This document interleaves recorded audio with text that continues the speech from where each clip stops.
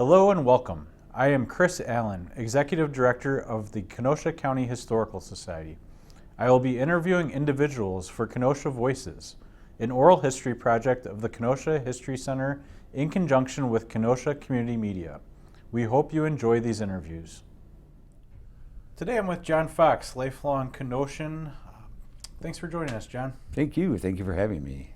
I gave away the answer to the first question a little bit already, but are you from Kenosha, John? I am born and raised here, yes. Born in 1960 in Kenosha Memorial Hospital. Right. And are your parents from Kenosha? My mother was from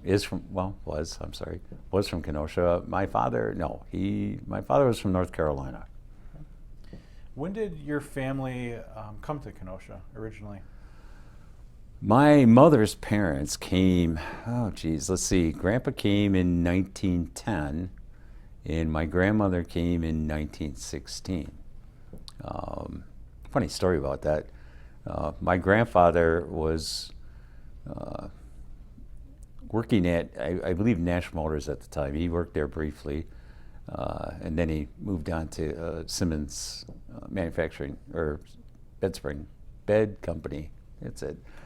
My grandfather was a boarder in a house that was directly right across the street from where Model Market was, second house from the corner, and it was owned by my grandmother's brother.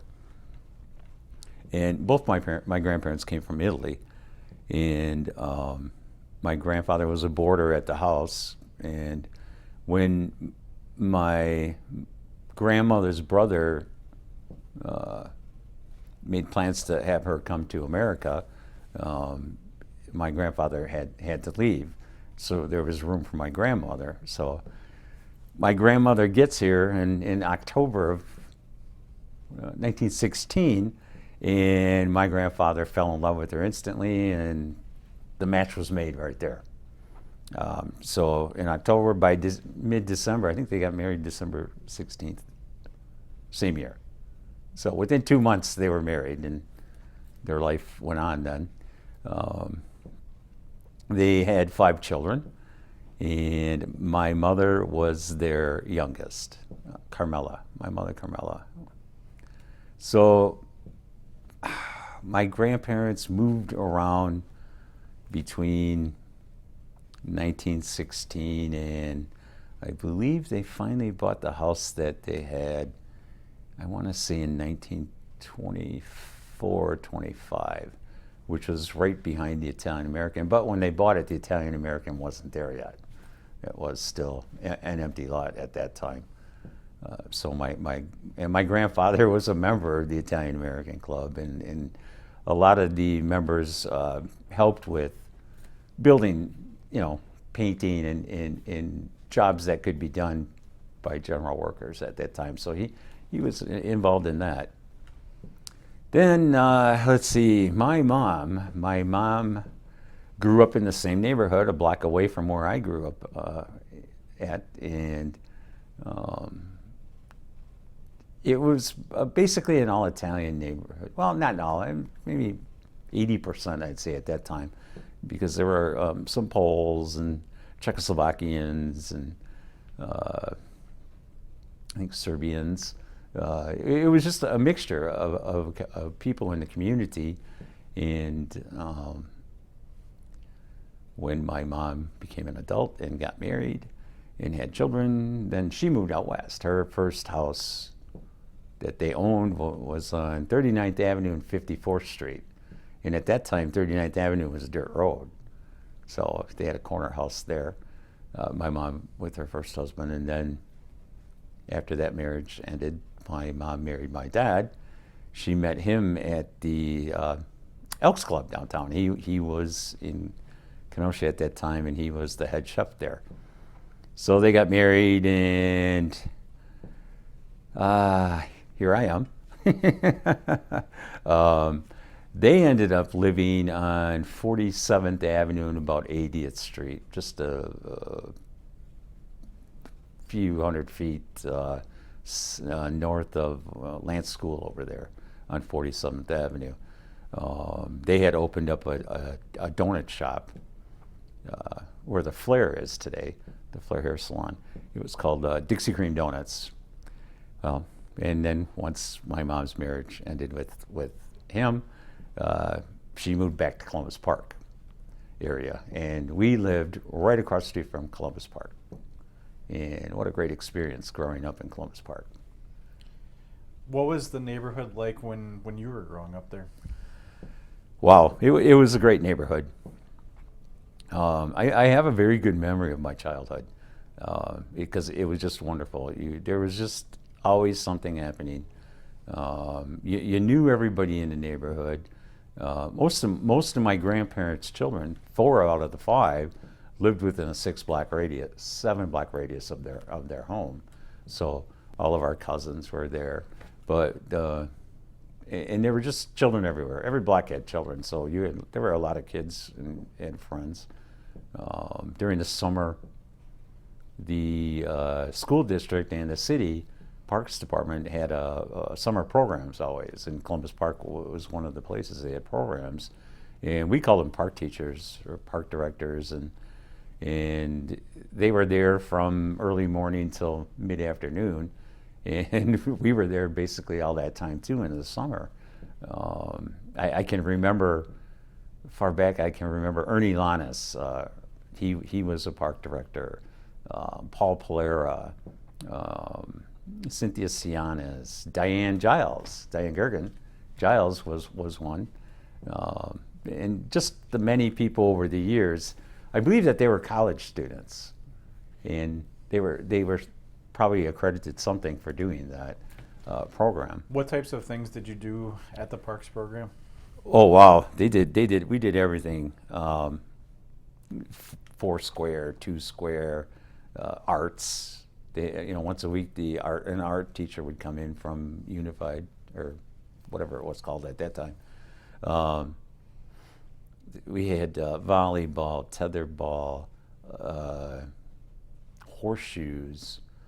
We learned to play chess. We had baseball teams, and we would challenge the other parks. Either in volleyball or baseball. We had tournaments like that. And that was all summer long. It was sad when school came, but that's how it was. Then you go to school and have fun. What school did you go to? My first school I went to was Our Lady of Mount Carmel. I went there kindergarten through 3rd grade, and then 4th grade I ended up going to Bain School. 4th grade, 5th grade, and 6th grade, and then to Washington Junior High, and then to Mary D. Bradford. Grade school was great. When I left Mount Carmel and went to Bain School, big difference. At Bain School, you're around all the neighborhood kids from within I think it was maybe a 1.5 mile radius of that, because there were plenty of schools back then. And it just opened the door to a new opportunity for other friends other than the Mount Carmel children, and it was great. I met some great people, and we had a lot of fun. And I see friends even to this day that I went to grade school with, and it's like, hey, I saw Gary Torres the other day, and I went to school with Gary Torres at Mount Carmel. He lived a few blocks away, and him and his family. And I was talking with his brother Jerry about a month ago. Jerry lives over in Allendale, and we were talking, and their brother Kenny bought a lot of properties around where their family homestead was, and their parents are still alive too, which is great. And so that family is still in the area. Majority of the families are gone in the area there. It's changed quite a bit. But yet I drive through there all the time. I go to the Columbus Park farmers market on Wednesdays and on Saturdays, and I always buy my fresh vegetables there first. See what they have. I was just there the other day, and one of my high school friends, Bill Manerick, he grows produce, and I bought a bunch of peppers from him because that's what's coming in right now, at the end of everything. And he had some good peppers, so I bought some peppers from Bill. We went to Bradford School together. Now, when you were going to school, how did you get there? Walk. Well, So you Mount walked up Carmel the- was, a block and a half away. Baines School was a block and a half away. Washington, either ride, bicycle, or walk. But in the wintertime, though, my mom always drove us. My mother worked for, at that time, Piggly Wiggly, and she was working in the Town and Country Plaza, Piggly Wiggly, and that's roughly like 47th Avenue and 75th Street, in that strip mall that's there right now. And when I went to Washington Junior High, my mom transferred to the Washington Road Piggly Wiggly, which was just across the street from Big Star. So, and she did that to make sure I had a ride. I was like, wow, what a great thing to do.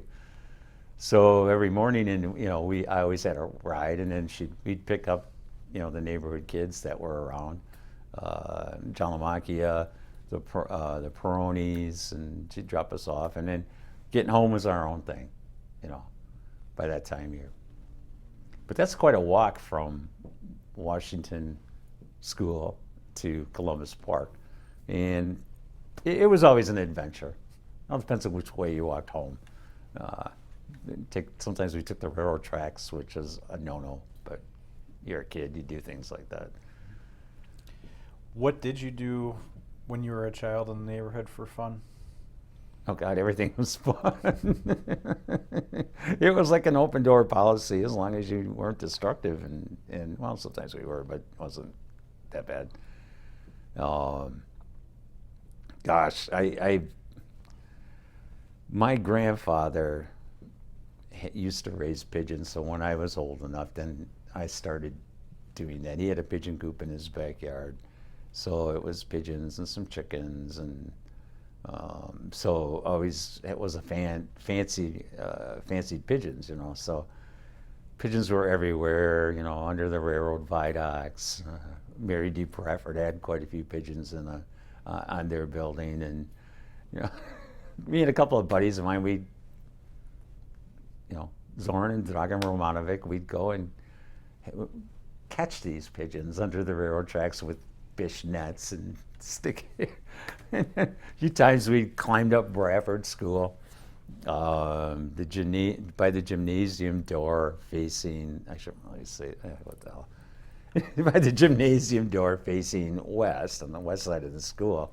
There's an area there where you can scale the walls, and always up in that corner there was a pigeon nest there, so we'd climb up there and always catch them. And I remember one time we got caught by the police, and they brought us home, and my mom, of course, said, shame on you, and a little whack in front of the police officer, but she really didn't care because she knew.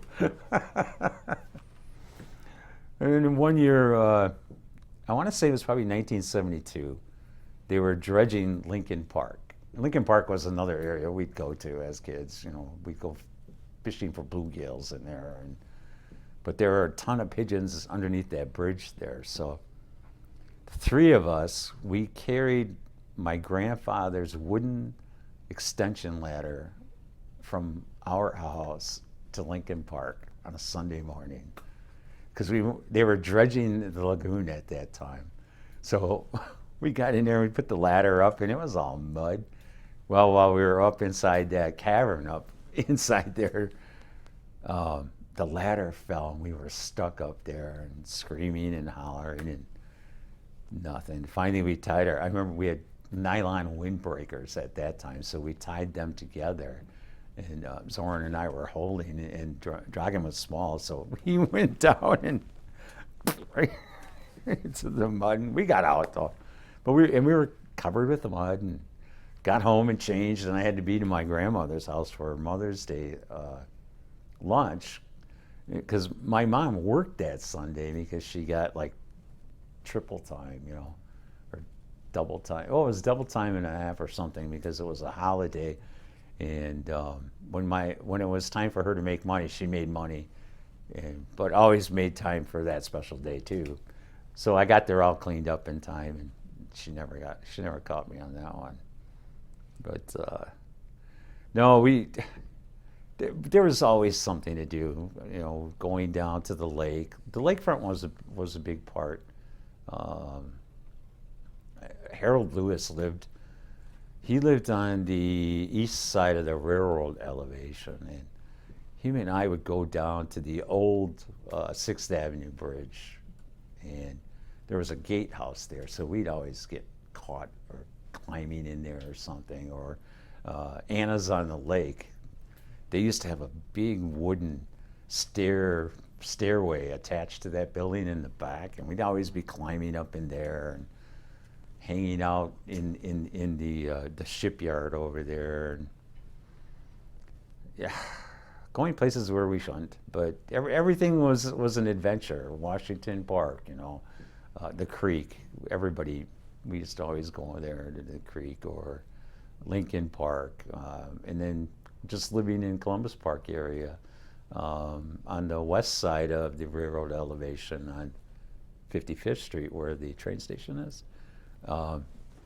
The tracks go into like a V shape, so there was a big valley in there, and we used to call it Bums Valley. And there was just, they would throw all the old railroad ties, so we had forts in there, and there was an area where they used to put old train parts and stuff like that. So kids, if you were a little boy, we played in all those places.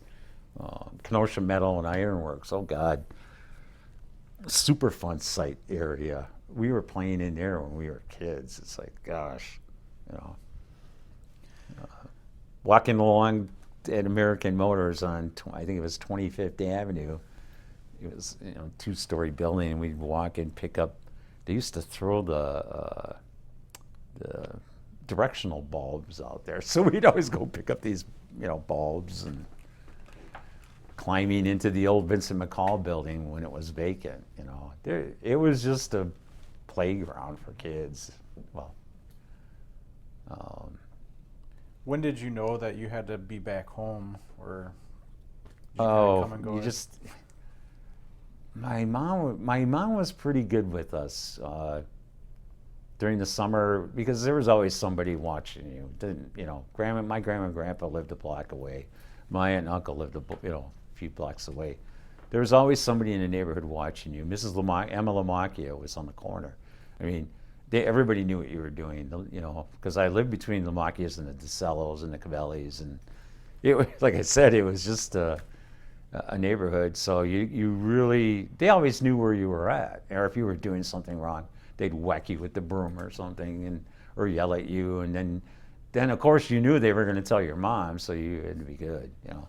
But my mom worked days, and she'd come home for lunch, and if she wanted to see us, we knew when she was home. She'd get in the driveway and beep her horn, and it's like, oh, Mom's home.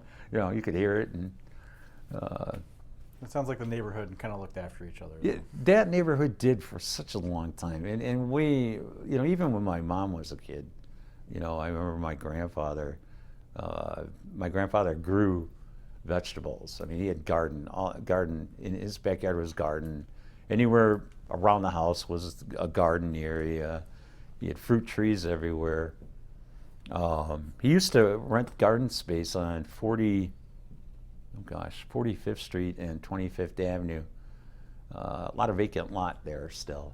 And he would rent space there.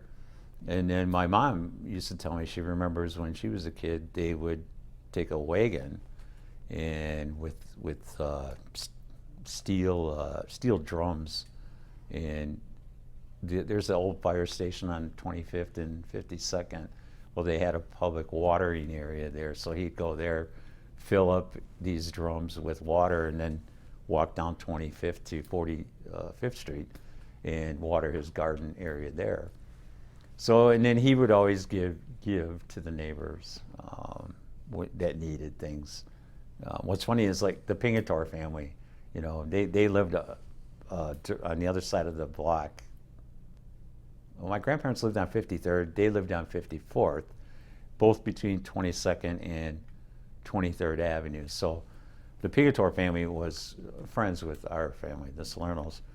And my mom was very good friends with Viola Pigator. Of course, their father was the officer that was murdered way back then. And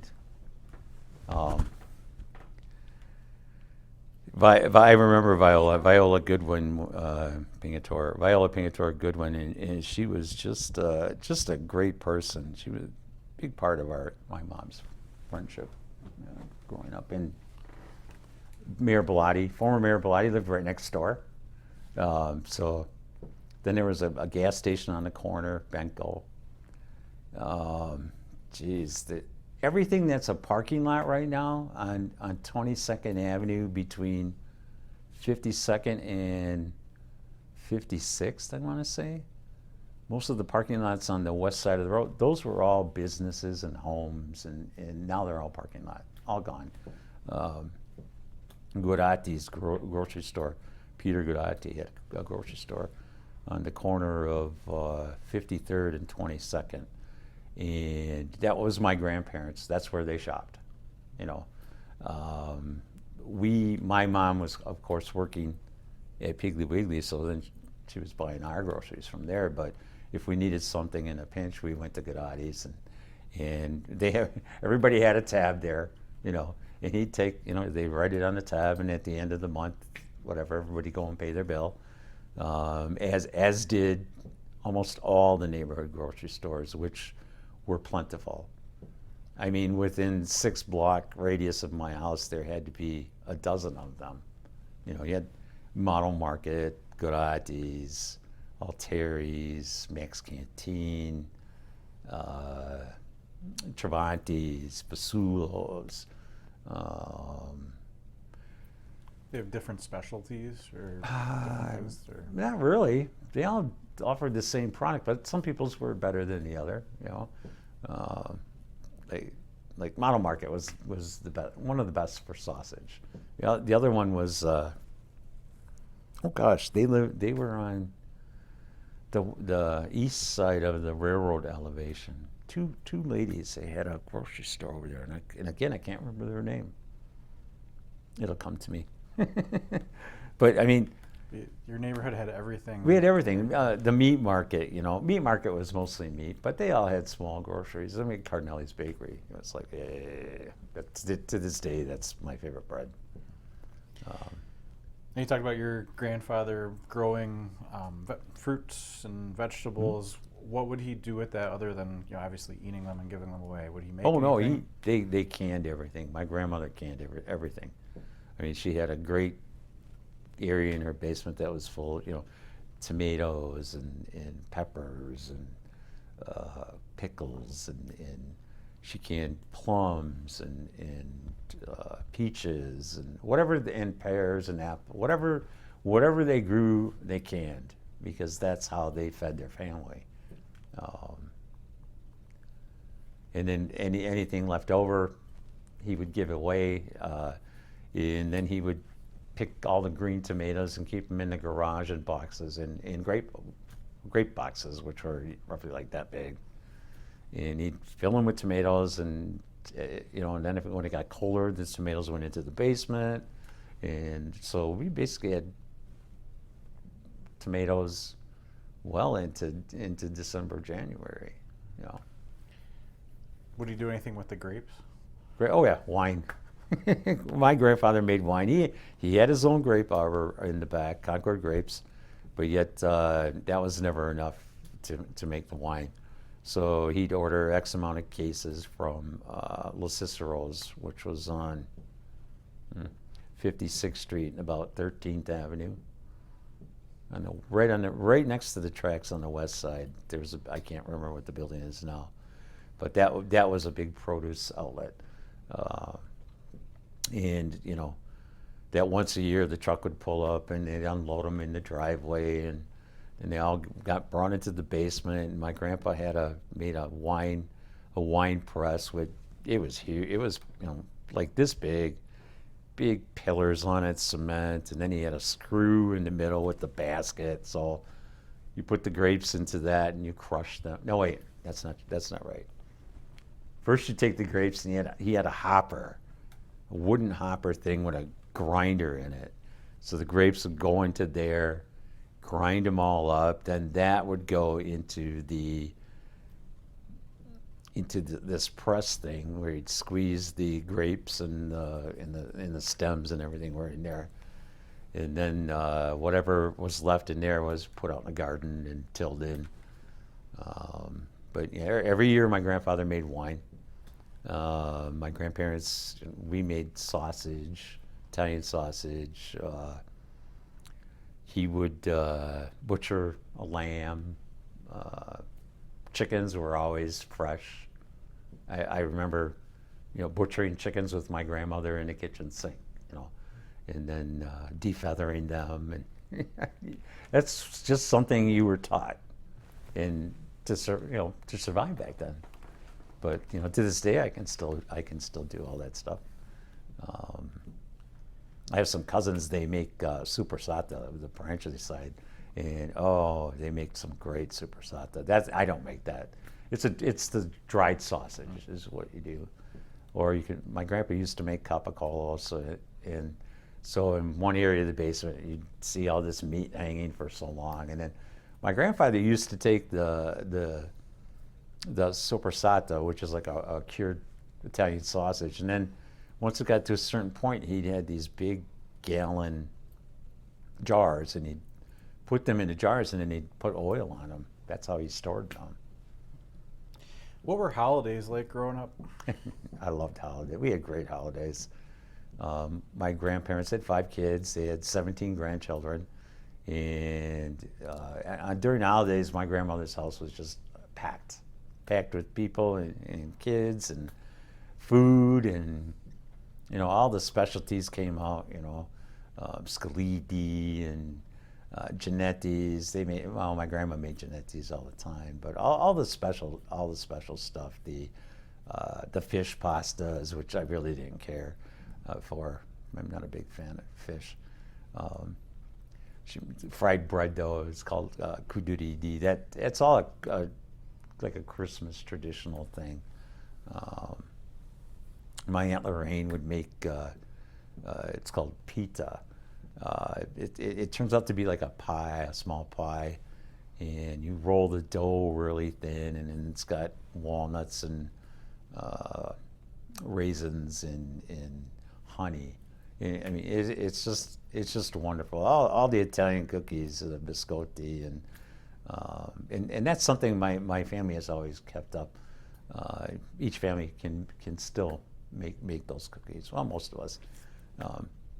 My cousin Patty, though, she's got biscotti. Patty Perangeli Mako. She makes the best biscotti. It's like, Do you have family recipes?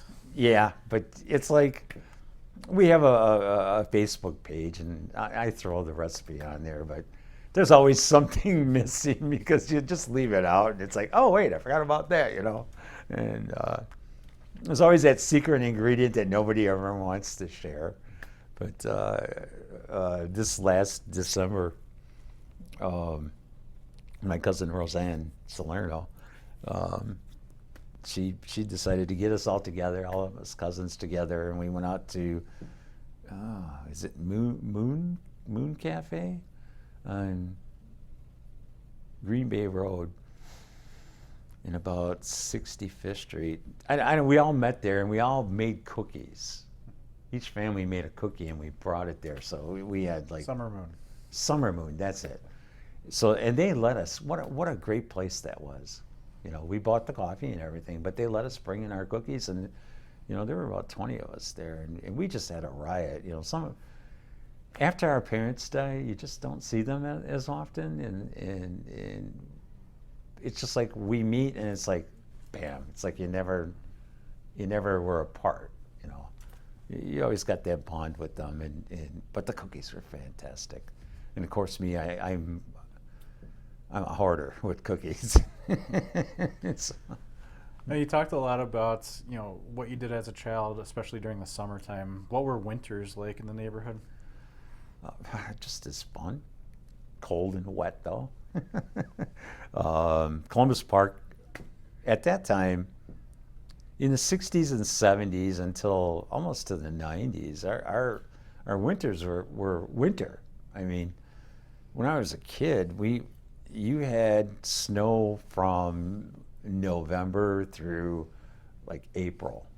You never saw green grass and anything like that. It was always snow, dirty snow by that time, but we had snow all the time. So there at Columbus Park, they had an ice rink there, and they would plow out an embankment area, and then they would just with the fire hydrant, they'd freeze it, So that was our winter playground, and there was a hot house right there too, and the hot house is still there to this day. But that was our winter playground there. You ice skated every day, and if you didn't have skates, you played on the ice, and that was just a gathering place. All kinds of games were played, come across, and crack the whip, and things that parents don't let their kids do anymore because they're going to get hurt. It's like, come on, you didn't grow up watching somebody break a leg somewhere. I mean, I don't know. I had a great childhood growing up there. Where would the neighborhood kids go sledding? Sledding. Oh, we had Washington Park. We had Petrifying Springs. That's where we went. Washington Park and Petrifying Springs. But Washington Park was the easy one to get to. Here's something that I have to tell you that I just remembered. We would walk to Washington Park, and we didn't have sleds. Not a lot of sleds, and we were working class people. We didn't have toys like they have today. So someone would bring their shovel. You could slide down on a shovel. We used to stop at Lenny Palmer's dad had the meat market on the corner of 52nd Street and 21st Avenue. The building's still there. And they had chicken boxes. So the chickens would come in big case boxes like this. They were cardboard, but they were wax coated. So we would get the chicken boxes from his dump area and take those and slide down on those. It's like, I don't think that would be allowed nowadays because of whatever disease you can get or sickness you can get. But we used to do that. And then, of course, some people had, a couple of toboggans and that. So it was always fun. We would go to over by the Russian church. We just call it the Russian Hill or whatever at that time, on 43rd and 17th Avenue. There was a hill back up on the top that was called Suicide Hill. And that was a big hill. And in the middle of that hill, it'd come down and they had a bump, and you would fly in at that bump, and then probably about, well, no, this has got to be more than 10 years ago.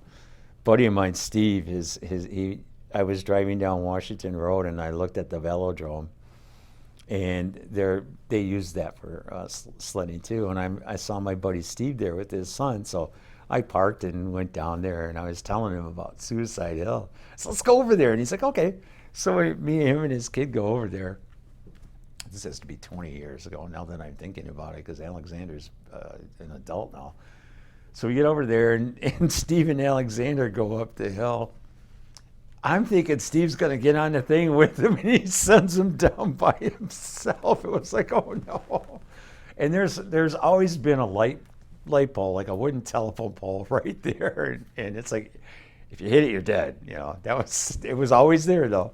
So I'm standing by that, and I see him, he's coming straight for it. And so I dive to grab onto him, and I grabbed his arm, and he flew off, but he kept going, and he missed the pole. But it was like, oh my God, it was just something else. But brought back a lot of memories. Suicide Hill. And you were still walking to school in the winter too? Mostly walking home. Yeah, walking home. Yeah, walking home. Yeah. My sister would pick me up every once in a while. 'Cause she would, I think she was working at Bartley House at that time. Yeah, she was, Bartley House. And she kind of lived over by Washington, so she's like, on the way to work, she'd just pick me up and drop me off closer home or closer to home. It depends on how much time she had. Yeah, Bartley House. I used to work at Bartley House when I was in junior high, which was, Well, I was going to ask you, what did you do growing up? How did you make money as a kid? Oh, I always had money when I was a kid. Cutting lawns, shoveling snow. I used to take my grandpa's wagon. I never had a wagon. My grandpa had one. Just thought about that. I used to take his wagon and I'd go through the alleys, and there were a lot of bars and clubs and things around that area. And I would pick up all their soda bottles that they'd throw them out. So I would get them, and then, the big quart soda bottles, and, it was like 10 cents returnable on the big ones. And then, so I would do that, and I made a lot of money doing that. And then I had, I did Kenosha News for a while, and then paper route, and then I did, used to deliver flyers, a monthly flyer. So they'd drop off these flyers, packets of them, and my mom and I would sit there and roll them up and rubber band them, and I'd deliver them, She always pushed us to work. Shoveling snow, we made a lot of money shoveling snow in the wintertime. There was a lady who lived on 48th Street and, 21st, maybe like 20th Avenue on a corner there. And I just came across her one year, and she gave me $5 to do her corner lot and driveway. And that was big bucks back then. So my mom was like, you go there now, before you do our house, you go get that $5. I mean, my mom was really good with money. She raised 3 kids on her own. So, but I always had money. I was in 9th grade. I was working as a busboy at the Bartley House. I think I was 11. Yeah, I was 11 years old, and child labor laws weren't like they are now. So I would work Friday, Saturday, and Sunday nights there. So I had a weekly paycheck coming in. I was paid, what did he pay me? $1 an hour. No, 90 cents an hour. 90 cents an hour, and then the waitresses at the end of the night would give you a tip. So, but like I said, as a kid, I always had money.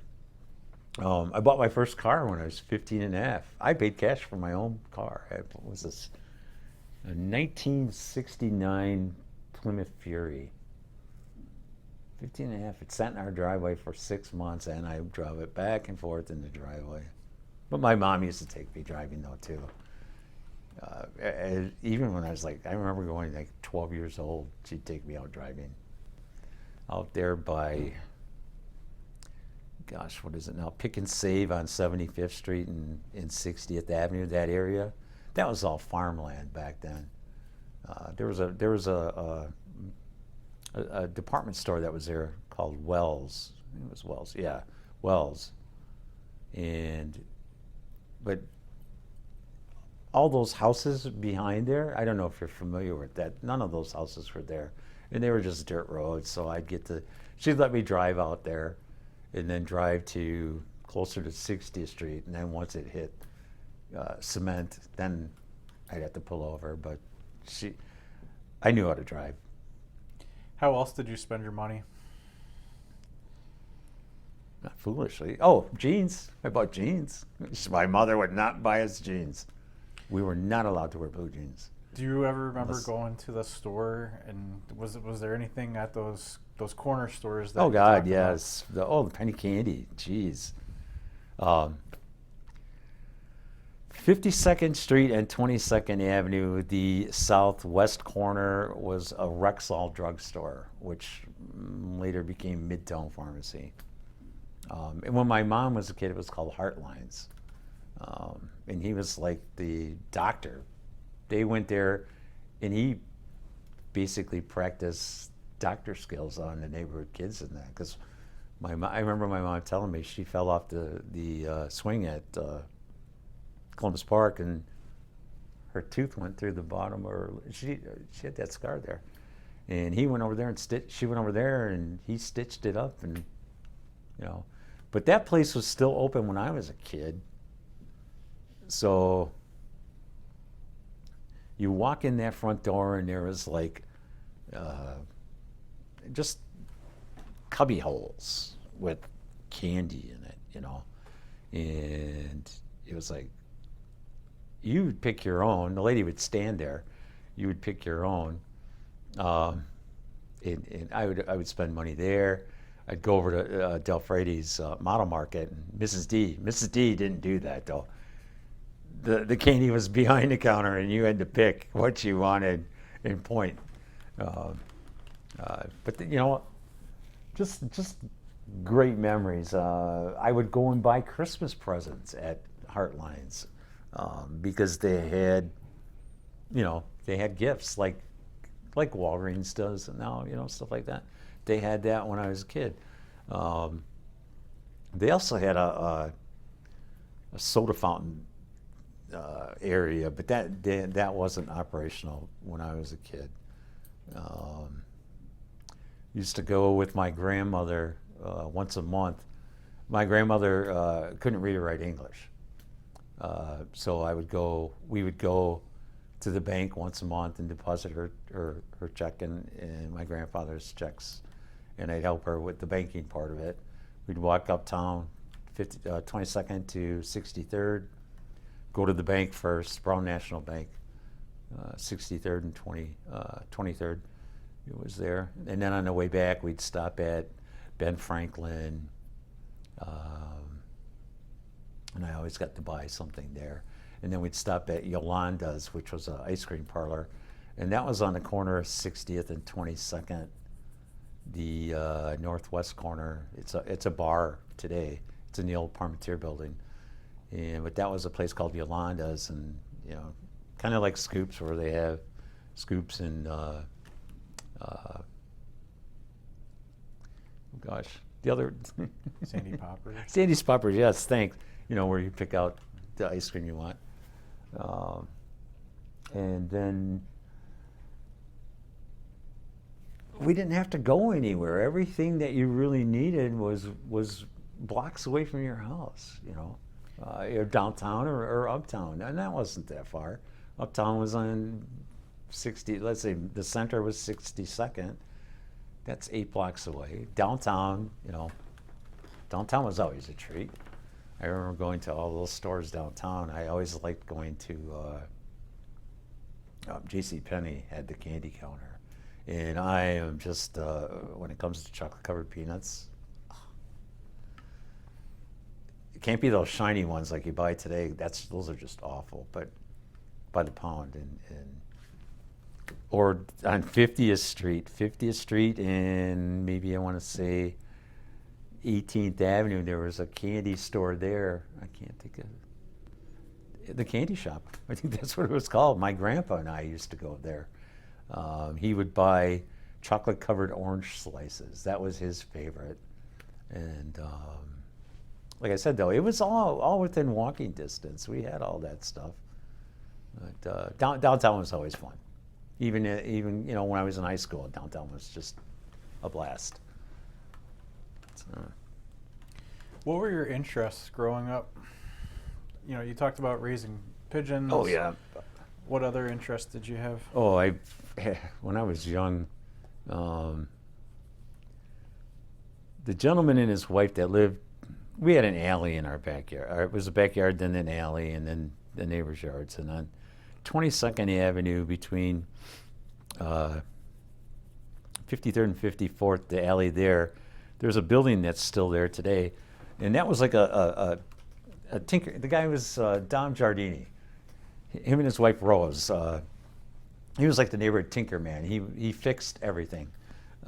Any one of your appliances broke, he'd go there and he'd fix it for you. You just because we didn't live in a throwaway society like we do today.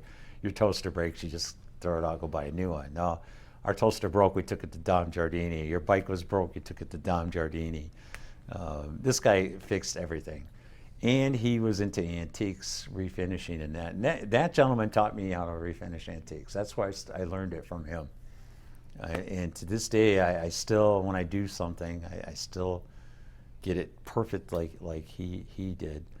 And his wife, Rose, she was such a sweetheart.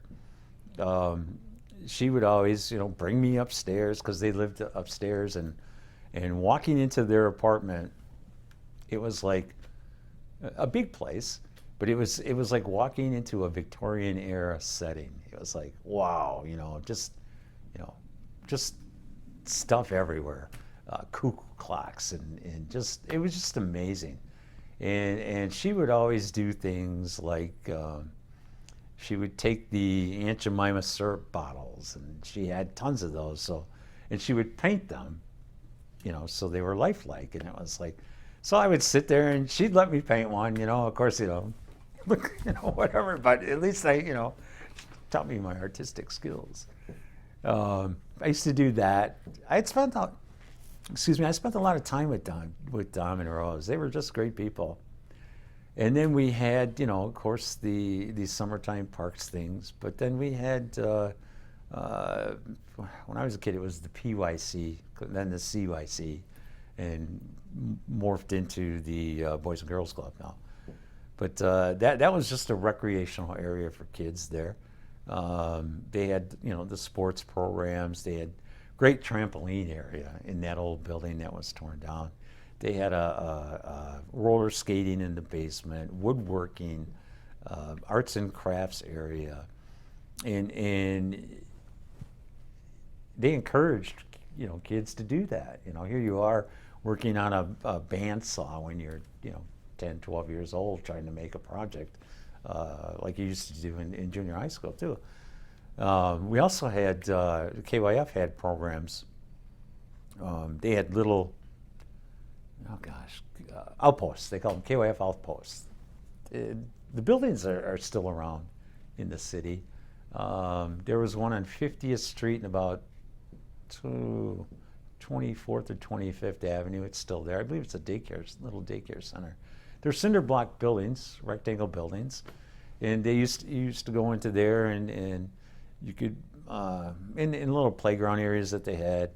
Then they had bumper pool and ping pong and things like that. And aside from baseball programs and things like that, KYF had quite a few outposts. Washington and 7th. There was one in the Lincoln neighborhood, 68th and 14th. One over by Roosevelt School. So there were all these options available for children to hang out and play at, and with some supervision. And I think of all the childhood friends you make that are like lifelong friends. I think kids miss that nowadays, having neighborhood friends. But I'm so glad that I grew up in an era where all that was offered. You talked about the businesses in the neighborhood, the people in the neighborhood. I'm a little familiar with that area, and there's a few churches as well. Was your family involved with any churches? Oh, sure. Our family went to Our Lady of Mount Carmel Church. There was St. Anthony's right there. Friedens. My family was involved with Our Lady of Mount Carmel Church. They had festivals? Oh yeah. Our Lady of Mount Carmel Festival. Yeah, it was always a fun thing. I remember as a youngster setting all those up, helping set all those up. All my family did. That's what you did. Whatever July date that was, you put up the stands and put up the tents, and I remember the years of cooking sausage and the Italian sausages on charcoal grills at that time. They had big, long, narrow grills, and you just flip over these cages, and not cages or whatever, brackets that they had. And it was always exciting. My Uncle Dominic always worked in one of the gambling booths, like over and under or ski dice, and The lady next door, Collie DeCello, she always did the Chuck-a-Luck game, and they had the international food booth was great. I remember Mrs. Garza. I'm sorry, there were many of them, but I only remember Mrs. Garza. She made the best tacos. And to this day, unless they make them like hers, I don't want them. She would fry the taco shells, and they'd put a piece of wood in there, and so you could still put the filling in, and it had that space. But there's nothing better than a fried tortilla. These are, I don't like them raw, or they got to be fried like Mrs. Garza made them. And then one of the nuns, I think she was from the Philippines. She made egg rolls, so they had egg rolls and tacos, and it was like, in that neighborhood, it was like that was a treat, at that time. And I think to this day, they still make those egg rolls. They have that recipe, and they're a big hit at their festivals. Some of my family went to Holy Rosary Church, which is on 45th and 22nd. But Holy Rosary, actually, Mount Carmel and Holy Rosary were the same church. They were on 55th Street and 22nd. But when that split occurred, with all that fighting and all that stuff way back in the 30s, I think, when they built Holy Rosary and separated. So, yeah, that's history. Then in previous conversations, you mentioned less official things like carnivals in your neighborhood. Oh, yes. My brother's 7 years older than I am. And so that group of kids, they used to try and make money, so they would have these little neighborhood carnival things, So I remember one year they had it in the Lamakia's backyard, and it was pretty cool because they did a haunted house in the garage. But I would go with my brother downtown and go to all these stores and banks and collect whatever they would give away free things for prizes, such as the little piggy banks and coasters and ashtrays and everything that people gave out at that time. So and they would have backyard carnivals. People always did something to make money. When we were kids, that's what my mom made us work. Pushed it. My brother and sister worked at Nino's restaurant as bus people. Busboy and bus girls. We all started young because, especially if we wanted to buy something, my mom would not buy us blue jeans. So if you wanted blue jeans, you had to pay for that on your own. So, Mom. How do you feel the neighborhood has changed or not changed over the years? Oh gosh, it's changed quite a bit. It went from a majority of homeowners to rental properties.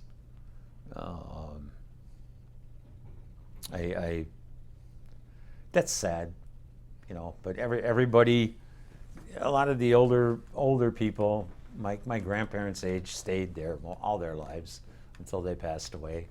The next generation, most of them left, went out north side of the city. I was talking to Adritz Raza months ago, and we were just talking about the neighborhood growing up, and we talked about some today issues. It's like, did we ever have those kind of issues? And he's like, no. I said, you were always welcomed at my house. I was always welcomed at your house. We had normal kid stuff, but it wasn't like it is now. And like I said, it was a good neighborhood.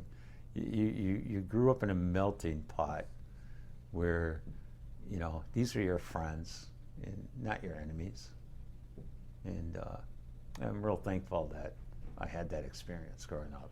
Well, and just talking to you, it sounds like you still stay in contact with a lot of people from the neighborhood.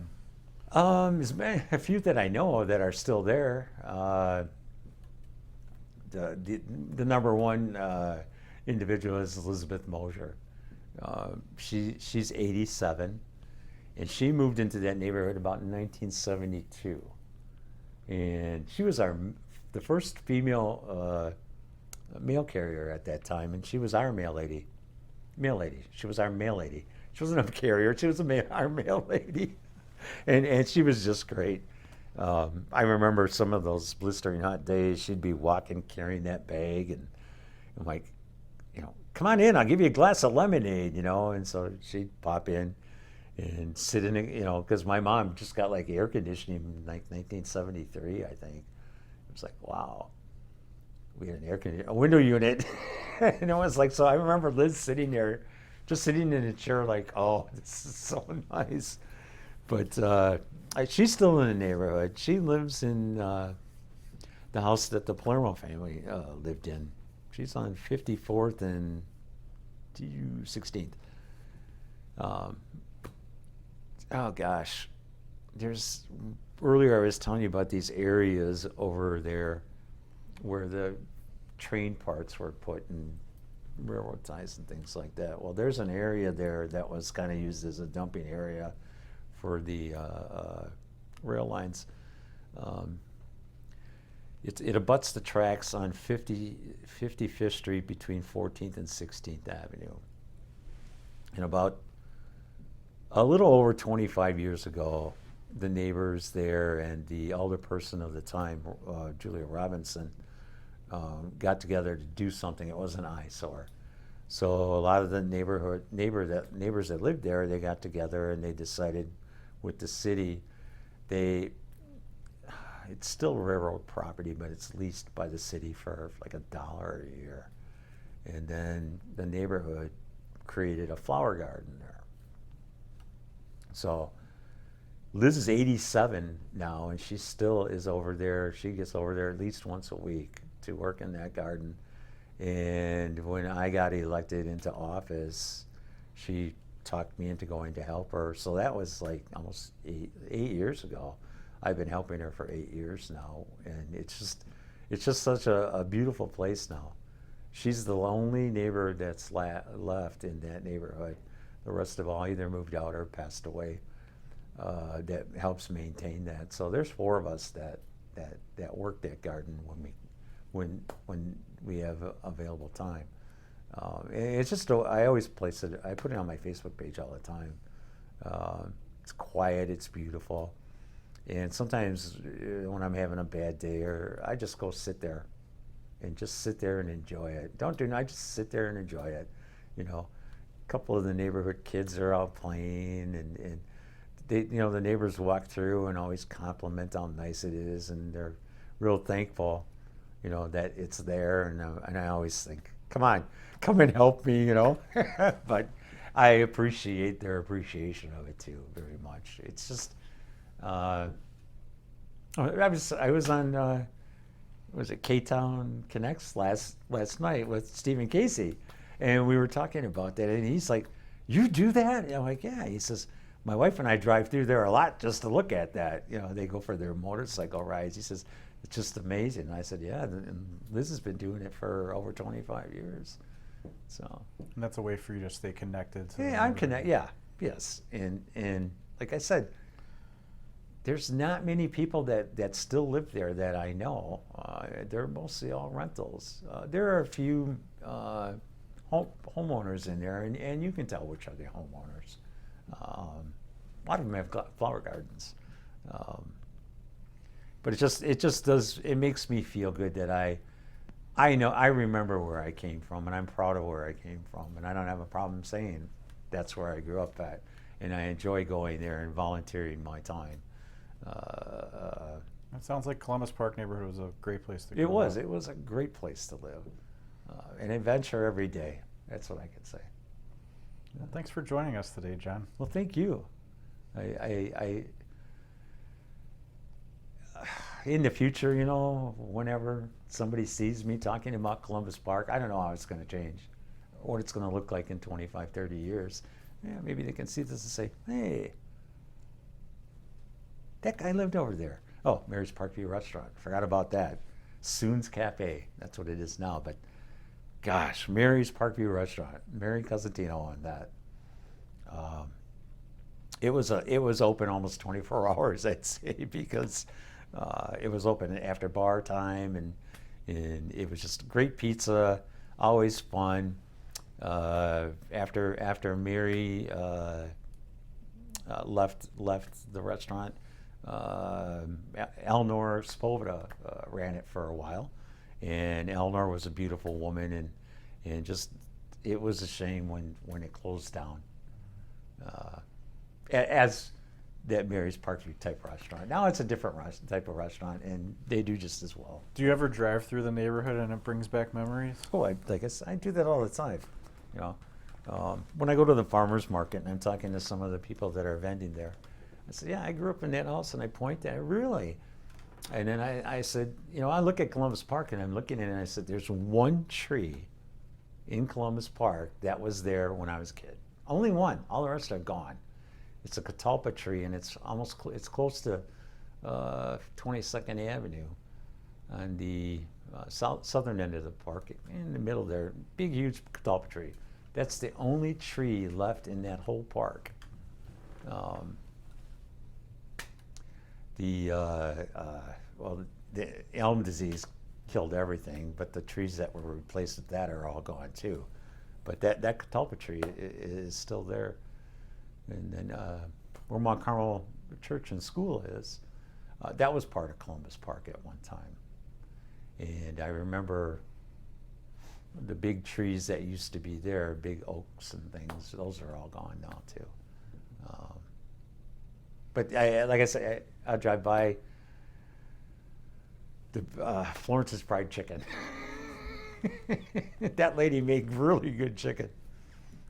Part of the building she's in is gone on 22nd, but the back part of it is still there.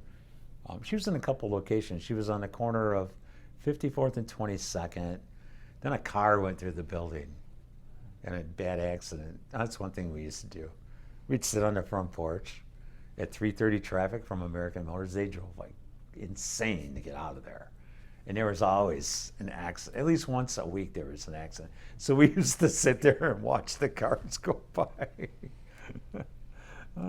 I can see now I'm going on and on. John Lamacki and I making popsicle stick rafts and going out in a rainstorm and floating them down the gutter to see who can get theirs in the sewer first, you know, and things like that.